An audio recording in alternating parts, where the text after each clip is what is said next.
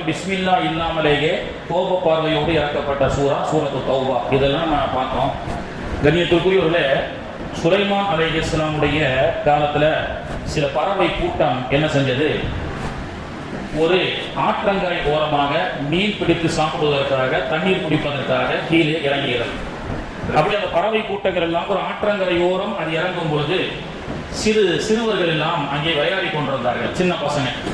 அப்ப அந்த சிறுவர்கள் விளையாடப்படக்கூடிய அந்த காட்சியை பார்த்த அந்த பறவைகள் பேசிக்கொண்டது, இந்த இடத்துல நம்ம இறங்கி இந்த கரையில நம்ம மீன் பிடிச்சு தண்ணீர் குடித்தால் நமக்கு பாதுகாப்பு இல்லை. ஏன்னு சொன்னா சின்ன பசங்க விளையாடிட்டு இருக்காங்க, கல்லைகள்ல தூக்கி எரிஞ்சிருவாங்க. நல்ல பாருங்க, பறவைகள்லாம் மனுஷனை பார்த்தா மட்டும்தான் பறக்கும். ஆடு மாடு வயல்ல மேய்ஞ்சிக்கிட்டு இருக்கும், அந்த ஆடு மாடு பார்த்தா பயப்படாது.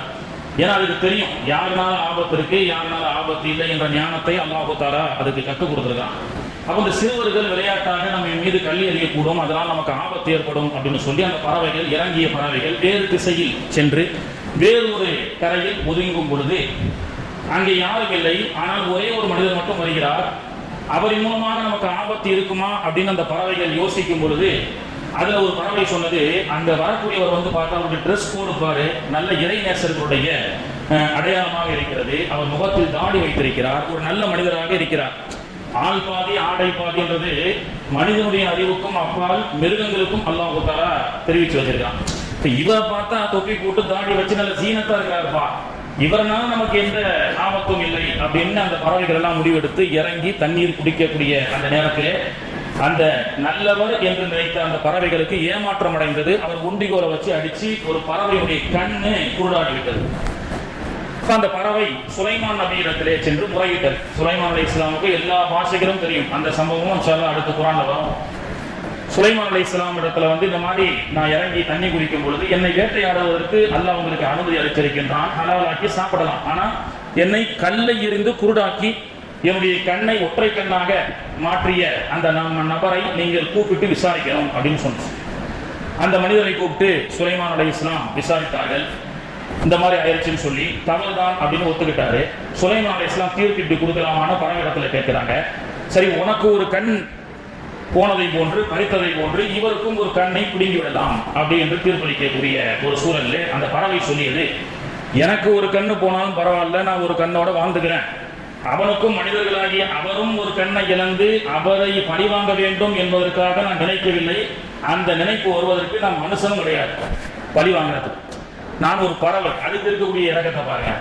அப்ப சுலைமான் அலைஹிஸ்ஸலாம் சொன்னாங்க, அப்ப இவருக்கு என்ன தண்டனை கொடுக்கலாம்னு சொல்லி. அப்ப அந்த பறவை சொல்லியது, நான் ஏமாந்தது இவருடைய உடையையும் இவர் வைத்திருக்கக்கூடிய தாடியையும் இஸ்லாமிய கோலத்தையும். இதை பார்த்துத்தான் இவர் நல்லவர், இவரின் மூலமாக நமக்கு எந்த தொந்தரவும் வராதுன்னு நினைச்சேன். எனவே இவருக்கு அகற்ற வேண்டியது கண் அல்ல, இவரை இஸ்லாமிய டிரெஸ் கோட எடுத்துட சொல்லுங்க அப்படின்னு சொல்லிச்சு. தாடியை வலிச்சிட்டு ஜுப்பாவை எடுத்துட்டு சராசரி மனிதனாக இருக்க சொல்லுங்கள், இதுதான் இவருக்கு கொடுக்கக்கூடிய தண்டனை. அப்போ நாம போட்டிருக்கக்கூடிய இஸ்லாமிய டிரெஸ் கோட் என்பது நம்ம ஒரு சமூகமாக எல்லா மக்களும் பார்க்கறாங்க. ஆனா பஜார்ல தொப்பி போட்டுட்டு சிகரெட்டை வச்சு ஊதுறாங்க. இது எவ்வளவு பெரிய ஒரு மோசமான ஒரு செயல். நான் என்ன சொல்கிறேன், ஒன்று சிகரெட்டை விட்டு தள்ளுங்கள், இல்லை என்றால் தலையில் இருக்கக்கூடிய தொப்பியும் தாடியும் எடுத்து விடுங்கள். அதைத்தான் அந்த பறவை சொல்கிறது. இஸ்லாமிய டிரெஸ் கோடு போட்டா சமூகத்தில் நீங்கள் நல்லவராக, நேர்மையானவராக, மக்களுக்கு மத்தியில் ஒழுக்கமானவர்களாக நடந்து கொள்ளுங்கள்.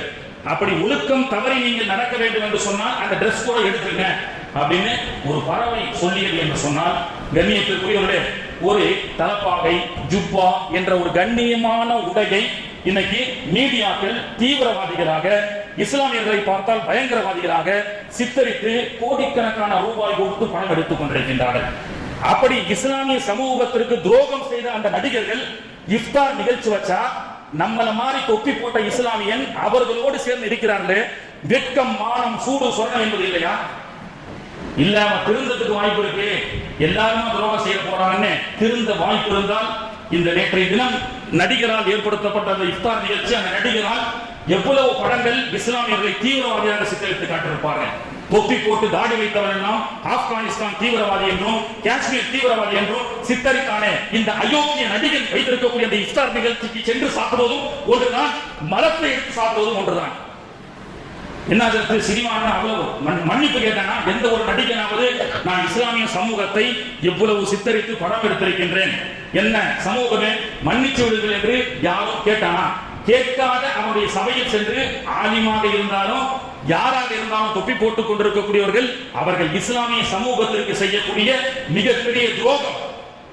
படம் என்ன அவ்வளவு பெரிய தாக்கத்தை ஏற்படுத்துமா? உலகத்தில் மிகப்பெரிய இஸ்லாமிய வன்முறை என்றும் இஸ்லாமிய பயங்கரவாதி என்றும் உலகத்திலே மக்களுக்கு மத்தியிலே சித்தரித்தது படம் தான் அதிகமான காரணம். நல்ல பாருங்க, காஷ்மீர் ஃபைல்ஸ் ஒரு படம் எடுத்தான் வடநாட்டுல.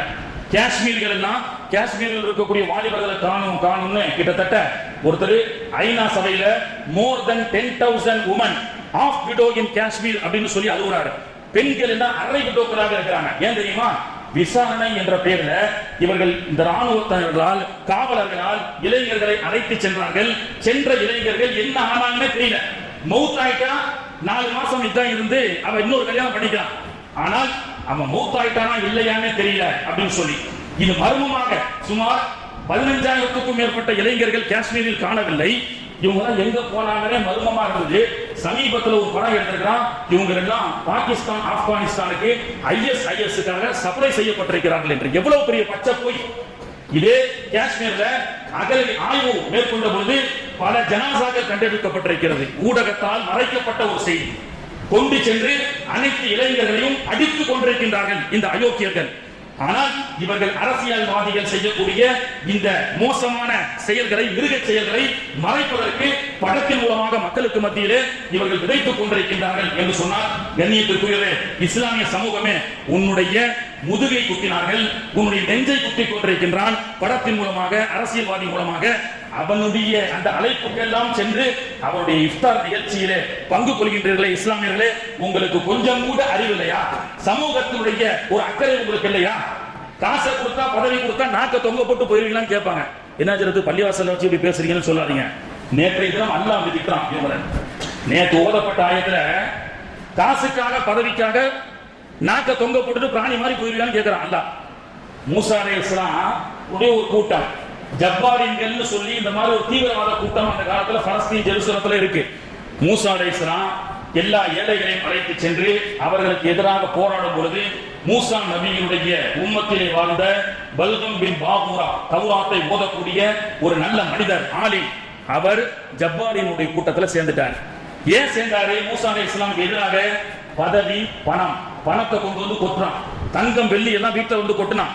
இந்த தங்கம் வெள்ளி பணத்தை பார்த்த உடனே அவர் பல்கம் பின் பாகூரா மூசா நபிக்கு எதிராக ஜப்பாரினுடைய கூட்டத்திலே சேர்ந்து விட்டார்கள். எப்படி இது போன்ற கூத்தாடிகளுக்கு பின்னாடி பதவிக்காக, காசுக்காக செல்கிறார்களோ, நாக்க தொங்க போட்டுட்டு பிராணி மாதிரி அந்த மாதிரி அவர் போய் சேர்ந்தாருன்னு அல்லாஹ் சொல்றான்.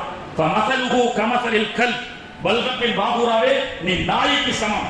பணத்தை கொடுத்தால் நாக்கை தொங்க போட்டுட்டு உன்னுடைய சமூகத்திற்கு துரோகம் செய்யக்கூடிய அந்த கூட்டத்தில் நீ சேருவாயா? இன் தஹ்மில் அலைஹி இல்ஹத் அவ் தத்ருகு இல்ஹத், அவன் ஒரு நாய்க்கு சமம். நாய் நாக்கை தொங்க போட்டு செல்லக்கூடிய நாய் என்று அந்த பல்கம் பின் பாகூராவை அல்லாஹ் தஆலா திட்டி காட்டுகின்றான். அப்ப கண்ணியத்திற்குரியவர்களே, இன்னைக்கு நம்முடைய மக்களுடைய மிகப்பெரிய பலகீனம் பொருளாதார பின்னடைவு. இன்னும் ஒன்று பதவி. இஸ்லாமிய சமூகத்திற்கு பதவி வேண்டும். இந்த பதவிக்காக, காசுக்காக மக்கள் ஆசைப்படுகின்றார்கள் என்பதை புரிந்து கொண்டு அரசியல்வாதிகள் நம்மளை ஏமாற்றிக் கொண்டிருக்கின்றார்கள். அதையும் இன்னைக்கு அல்லாஹ் குர்ஆன்ல சொல்லி காட்டுறான்.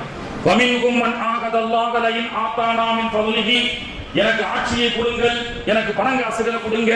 ஃபலம்மா வமின்கும் மன் ஆகதல்லாஹு லயின் ஆதானா மின் ஃபضலிஹி லனஸத்தகன வ லனகூனன்ன மினஸ் ஸாலிஹீன், உங்களுக்கு நான் நிறைய செய்றேன், எனக்கு பதவி கொடுங்க, எனக்கு காசை கொடுங்க, உங்களுக்கு நிறைய உதவி செய்றேன் அப்படிதான் சொன்னாரு. ஹம் பிரதம மந்திரி ஹோனே கி பாத் பூரா அக்கவுண்ட் மே 15 लाख डालेगा அப்படின்னு சொன்னவன எல்லாம் போய் ஓட்ட போட்டான். இருக்கிற காசை எல்லாம் உருவிட்டு விட்ட உடனே அப்புறம் என்ன செய்யறான்? இப்போ கவலைப்படுறான். ஃபலம்மா ஆத்தாகும் மின் ஃபضலிஹி, அவனுக்கு பதவியை கொடுத்தால் பகிலு பிஹி, அவன் கஞ்சத்தனம் செய்கின்றான். இதுவெல்லாம் அல்லாஹ் நமக்கு சொல்லக்கூடிய செய்தி சகோதரர். அப்போ அல்லாஹ்வுக்காக சஹாபாக்கள் தர்மம் செஞ்சாங்க. எல்லா சொத்துக்களையும் கொண்டு வந்து அபூபக்கர் கொடுத்தார். அபூபக்கருடைய தியாகத்தை பத்தி அல்லாஹ் இன்னைக்கு சொல்றான்.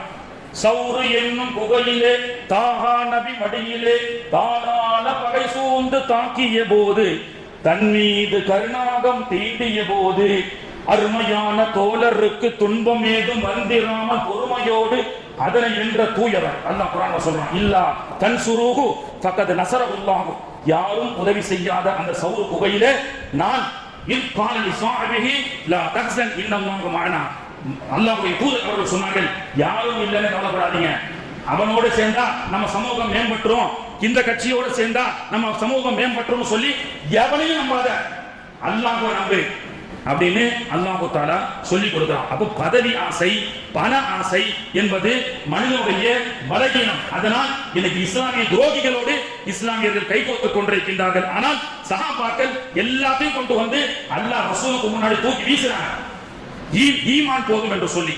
அந்த வரலாறுகளை எல்லாம் அல்லாஹ் தஆலா இன்னைக்கு சொல்லி காட்டுறான். பள்ளிவாசல் திறப்பு விழாவில் ஒரு சம்பவத்தை சொன்னேன், அடிக்கடி சொல்வதுண்டு.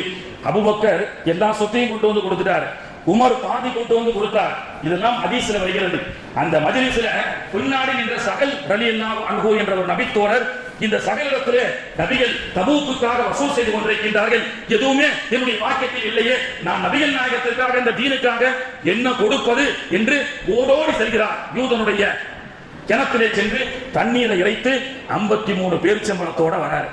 முனாஃபிக்கீன்கள் பார்த்தார்கள், ஆமா பெருசா கொண்டு வந்து 53 பேரிச்சம்பழத்தை கொண்டு வந்து கொடுக்கிறாரு, இதுதான் தபூக்குடைய யுத்தத்துக்கு செலவழிக்க பெரிய அமௌண்டா அப்படின்னு சொல்லி 10 ரூபா கொடுப்பாங்க, 100 ரூபா கொடுப்பாங்க, செல்வந்தர்கள் 10,000 கொடுப்பாங்க, 1 லட்சம் கொடுப்பாங்க. இந்த 10 ரூபா கொடுத்தவரை பார்த்து ஏளனமா பேசுவதுண்டா இல்லையா?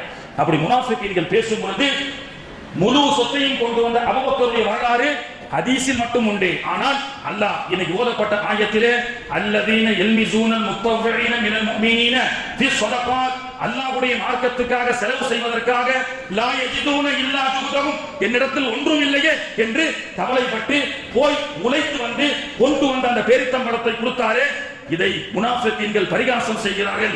ஸஹிரல்லாஹு மின்ஹும், அவர்களை நான் பரிகாசம் செய்வேன் அப்படி என்று அல்லாஹ் தஆலா சகல் அவர்கள் உழைத்து அந்த கூலியை வீட்டு மனைவி மக்களுக்கு கொடுக்காமல் அல்லாஹ்வுக்காக கொடுத்து வந்த அந்த தர்மத்தை அல்லாஹ் தஆலா குர்ஆனிலே இன்னைக்கு பேசுகிறார் சகோதரன். அப்போ மார்க்கத்துக்காக இருக்கிற காசை கொண்டு போய் இருக்கிற குழப்ப விட்டுட்டு வந்தவங்க சஹாபாக்கள். ஆனால் இன்னைக்கு மார்க்கம் என்ற பெயரிலே காசை சம்பாதிப்பதற்காக, பதவியை சம்பாதிப்பதற்காக முதுகிலும் நேரிலும் குத்தக்கூடிய இந்த எதிரிகளோடு கைகோத்துக் கொண்டிருக்கக்கூடிய இந்த இஸ்லாமியர்கள் திருந்த வேண்டும். அல்லாஹ் தஆலா அவர்களுக்கும் நமக்கும் ஹிதாயத்தை தந்து அருள் புரிவானாக. வாக்கிரு தஅவானா அல்ஹம்துலில்லாஹி ரப்பில் ஆலமீன். பிஸ்மில்லாஹிர் ரஹ்மானிர் ரஹீம். நபைது ஸௌமதி அனதாயி ஃபரில் மலானா. பிஸ்மில்லா இல்லாமலேயே கோப பார்வையோடு இறக்கப்பட்ட சூரா சூரத்து தௌபா. இதெல்லாம் நான் பார்த்தோம். கண்ணியத்திற்குரியவர்களே,